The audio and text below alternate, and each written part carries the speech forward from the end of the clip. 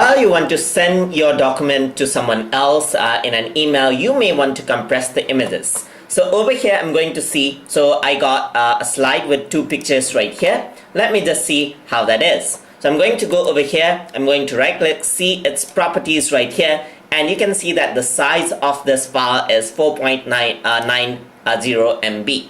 So what I'm going to do is I'm going to compress this image. So to do that, I'm going to go over to file right here.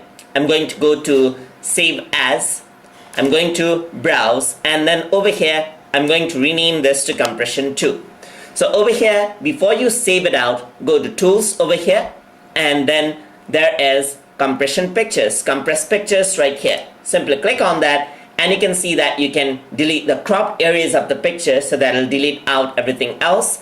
And then you can use email, which brings down the image to 96 points per pixel, so it has document size for sharing. So let me just press OK, and once I do that, I'm going to press save, and now it will compress all the images over there so that it can be saved, sent to the email, and then it'll be saved. So if I were to go to my desktop, you can see that now the compression 2 file is 131 KB only. So while the original file was 4.90 MB, so it significantly brought down the file size, as you can see, which can be sent through the email quite easily.